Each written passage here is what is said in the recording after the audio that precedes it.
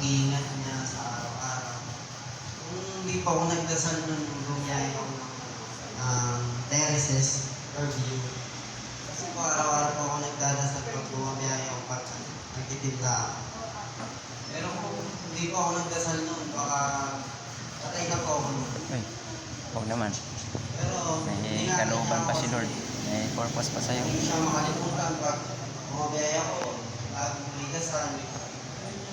Pero kung malayo, kasi po kaangat na po yung papuntang maligaya, mga kapatid.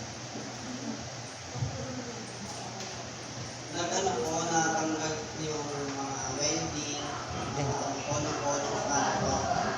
Pumasok po yung kolong-kolong sa motor, kaya papunta po talaga sa truck yung kolong-kolong. Pero pagtapos po nun, kala ko po wasak na po yung mukha ko kasi tumama po sa bakal yung mukha ko. Pero, papasalamat po kay Lord kasi po pinakita niyo yung bakal sa akin. Amen.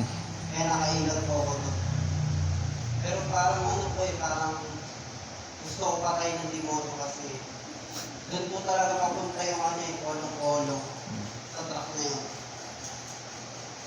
Kahit po kahit inaano ko yung manobela na yun, naayos ko. Hindi ko po talaga maayos. Doon talaga patungo yung kolong-kolong. Pero kung wala talagang dasal sa araw-araw, hindi ka talaga maliligtas. Amen. Kaya, mga kapatid, lahat ng may mga sasakyan, huwag nyo kailangan na hindi kayo magdasal. Amen. At naligtas kayo ng Panginoon Diyos. Praise the Lord. Papasalamat din ako sa kahit wala kami ngayon.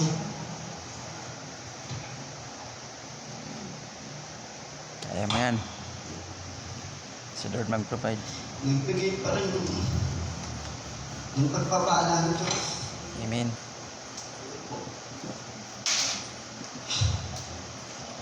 Pag-extreme po ako ako.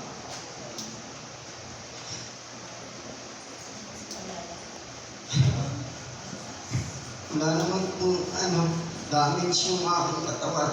Pero hanggang ngayon po masakit pa rin. Kaya mo yan.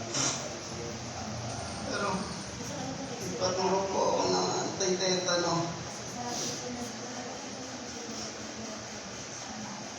Papasalamat po kasi mga mahal ko sa buhay nagbigay din po. Wala na. Si Papa po kasi James. Amen. Kaya may pangmahal kami araw-araw. Salamat po talaga ako sa Lord kasi hindi niya po ako ng Praise the Lord. dalawang buhay po yun. Amen. Ayun lang po. Praise the Lord.